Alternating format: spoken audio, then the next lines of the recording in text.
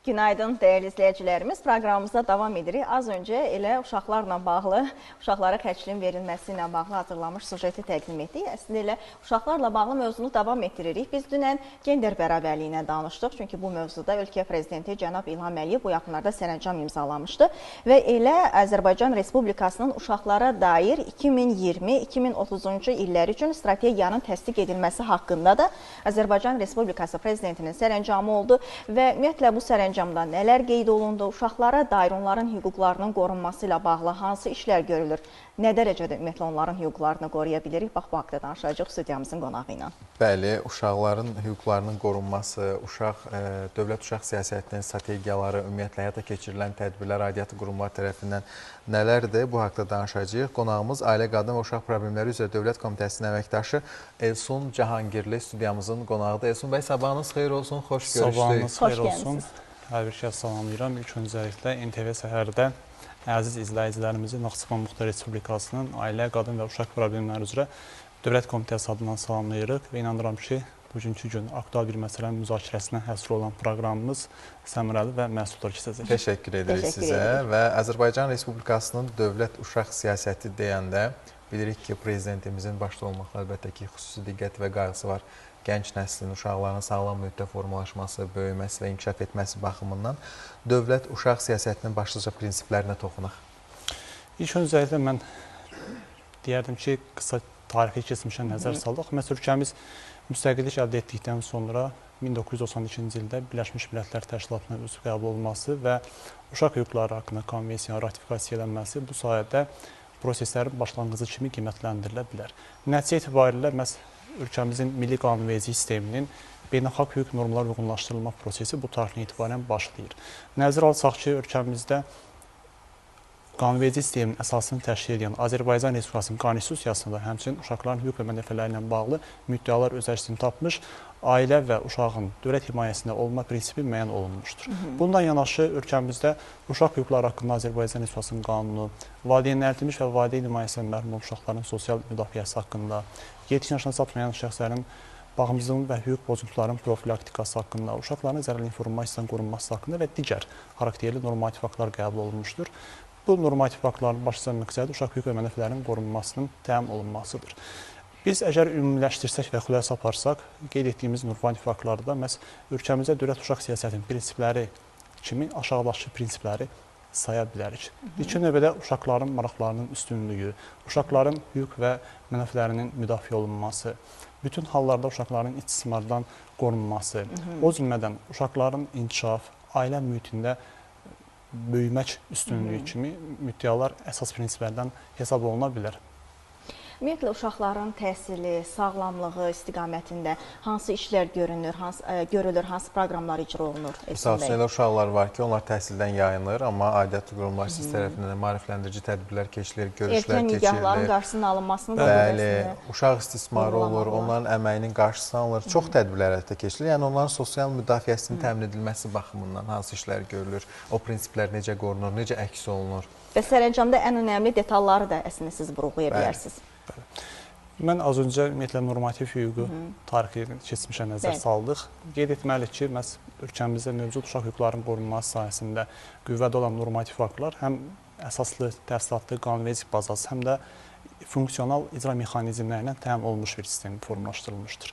Bunlardan ən önəmlisi Azərbaycan Respublikası Prezidenti cənab İlham Əliyevin 2020-ci ildə təsdiqlədiyi müvafiq sərəncamla təsdiq olunan uşaqlara dair 2020-2030-cu illərdə strategiyanın həyata keçirilməsidir. Eyni zamanda məhz Azərbaycan Respublikasının 2020-2030-cu illərdə uşaqlara dair strategiyanın həyata keçirilməsi üzrə 2020-2025-ci ildə fəaliyyət planı təsdiqlənmişdir. Bundan yanaşı Azərbaycan Respublikasının sosial-iqtisadi inkişafına dair 2020-2026-cı illər üzrə strategiya da məhz uşaqların mənəfələrinin qorunması ilə bağlı mexanizmlərin yaradılması əsas prinsiplərdən biri götürülmüşdür. Ən önəmli məsələni qeyd etmək istərdik. Məhz 2023-cü ildə ölkə prezidenti Cənab İlham Əliyevin müvafiq sərəncamı ilə təsdiq olunan Naxçıvan Muxtar Respublikasının sosial-iqtisadi inkişafına dair 2023-2027-ci ildə dövlət proqramında da Muxtar Respublikada regional ailə mərkəzlərinin yaradılması nəzərdə tutulmuşdur.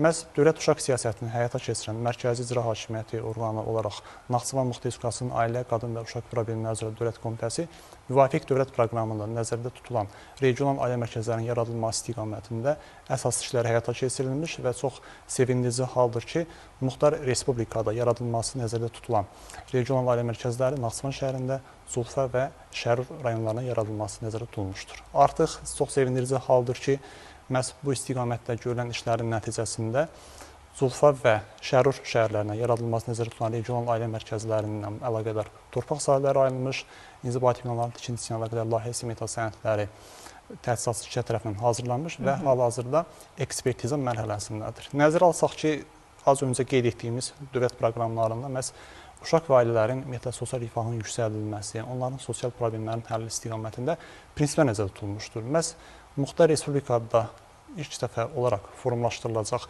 Regional Ailə Mərkəzləri İnstitutu sosial həssas qruplarına olan əhalimizə xidmət göstəriləcək. Eyni zamanda onların sosial problemlərin həlli istiqamətində bir növ əlaqələndirmə funksiyasını həyata keçirəcəkdir. Burada təkcə əlaqələndirmə ilə yanaşı həssas qruplarına olan uşaqlara xidmətlərin göstərilməsi, onların sosial reabilitasiyası, yeni ailə quran gənclərimizlə bağlı məsləhət xidmətlərinin həyata keçirilməsi və digər sosial reabilitasiya xidmətlərinin təşkil olunması məhz regional ailə mərkəzlərində Muxtar Respublika əhalisinə təqdim olunacaq xidmətlərdən. Əslində ailə mərkəzlərinin olması, sağlam ailə mühitinin formalaşması ilə sağlam uşağın olması deməkdir. Düşünün ki, yəni xoşbəxt olmayan ana və atanın, düzdürmü? O mühitdə böyüyən uşağın hansı psixologiyası var? Bu çox məlum məsələdir, müəyyən problemlər olur. Ona görə də uşaqların düzgün tərbiyəsi, təhsili, maariflənməsi baxımından bir sıra reydlər də həyata keçirilir. Bu başqa məsələ, amma həmin bu təhsili üçün, tərbiyəsi üçün, ümumiyyətlə onların sağlam mühitdə böyüməsi üçün layihələr var ki, o layihələr də icra olunur deyək. Hansı layihələr icra olunur, hansı layihələrin icra olunması nəzərdə tutulur? Ümumiyyətlə qeyd etdiyiniz kimi, dövlətin sosial siyasətin əsas prioritet istiqamətlərindən biri kimi dövlət uşaq siyasəti önəmli bir sahədir. Məhz Naxçıvan Muxtar Respublikasının Ailə, Qadın, Uşaq Problemləri üzrə Dövlət Komitəsi dövlətin ailə, qadın və uşaq siyasətini həyata keçirən mərkəzi icra hakimiyyəti orqanıdır. Bizim fəaliyyət istiqamətləri, komitənin fəaliyyət istiqamətləri belə desək, çox spektr və genişlidir. Nəzərə alsaq ki, Muxtar Respublikada uşaqların hüquqların müdafiəsi, onların sağlamlığının qorunması, onların potensial imkanların aşarlanması istiqamətində müxtəlif layihələr icra olunmaqdadır. Bu da komitənin əsas fəaliyyət istiqamətlərindən biridir.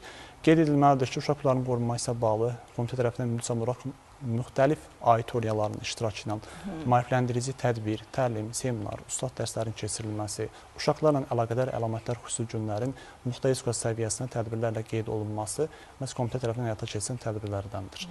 Xüsusən maarifləndirmə tədbirlərimiz qeyd etməlidir ki, Muxtar Respublikanın ən ucqar kənd mərkəzlərində belə, hətta valideynlərlə, müəllimlərlə, psixologlarla, şagirdlərlə təşkil olunur və sevindirici haldır ki, maarifləndirmə tədbirlərin nəticələri artıq öz məhsuldарлığını verir. Məsəl üçün, erkən nikahla mübarizə istiqamətini həyata keçirdiyimiz maarifləndirmə tədbirləri nəticəsində qeyd etməlidir ki, Muxtar erkən nikah hallarına ümumiyyətlə rast gəlinmir. Nəinki erkən nikah, eyni zamanda uşaq əməyinin istismarının qarşısının alınması istiqamətində komitə tərəfindən müntəzəm olaraq maarifləndirmə tədbirləri həyata keçirilir. Nəzərinizə çatdırmaq istərdim ki, uşaqlarla əlaqədar əlamətlər günlərdən, məsəl üçün, bir ilin uşaqların beynəlxalq müdafiəsi günü, 20 noyabr Ümumdünya Uşaq Hüquqları günü, o cümlədən 10 mart Milli Teatr günümüzdə uşaqların asiya vaxtlarının təşkili ilə bağlı tədbirlər keçirilir və nəticə etibarilə Muxtar Respublikanın ictimai həyatında təhsil, idman və digər sahələrdə öz fəallıqlarına əsasən uşaqlar daim komitə tərəfindən diqqət mərkəzindən saxlanılır. Xüsusən, hətta əsas qrupdan olan uşaqlar da bizim diqqət mərkəzimizdədir. Bura valideynlərin itirmiş və valideyn himayəsindən məhrum olmuş uşaqlar, sağlamlıq imkanları məhdud olan uşaqlar, az təminatlı və çox uşaqlı ailədən olan uşaqlardır ki, bunlarla bağlı da tədbirlərimiz, sosial müdafiə istiqamətli işlərimiz davam etdirilir.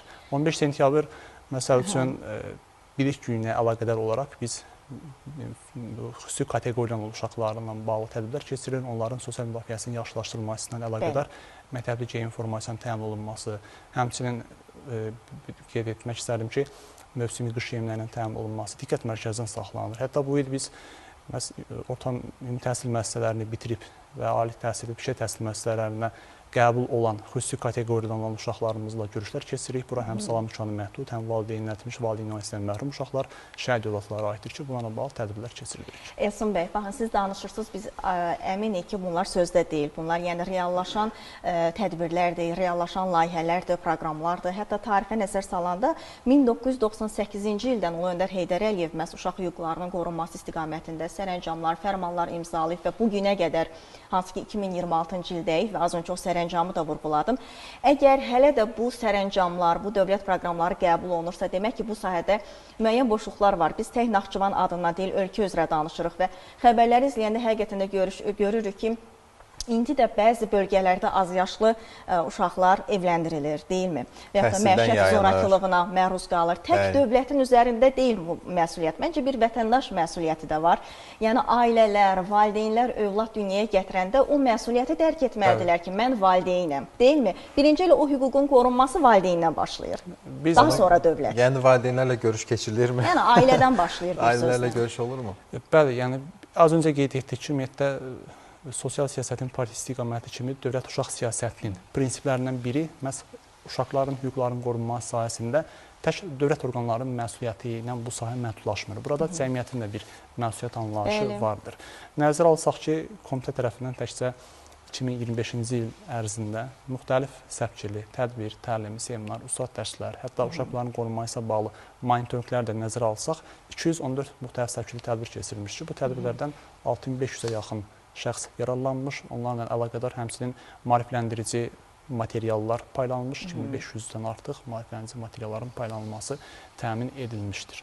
Təşəkkür edirik sizə ətraflı cavablar üçün. Bəli, təşəkkür edirik və sonda əslində imzalanan sərəncamla bağlı gözlənilən nəticələrdə diqqətə çatdıraq. Yəni bu yaxın zamanda 2020-2030 dedik, yəni bu son 4 ilimiz var. Strategiyanın icrasından gözlənilən nəticələr məhz bunlardır. Uşaq hüquqlarının müdafiəsi ilə bağlı çevik institusional mexanizmin formalaşdırılması, erkən yaş dövründə uşaqların fiziki və psixoloji inkişafı ilə bağlı tədbirlərin effektivliyinin artırılması, xüsusi qayğıya ehtiyacı olan uşaqların daha keyfiyyətli təhsillə, tibbi və sosial xidmətlərlə əhatə olunması, çətin həyat şəraitində olan ailələrin uşaqlarının sosial müdafiəsini daha da gücləndirilməsi, uşaqların istedadlarının və bacarıqlarının inkişaf etdirilməsi, onların milli mənəvi ruhda tərbiyə edilməsi istiqamətində tədbirlərin səmərəliliyinin artırılması.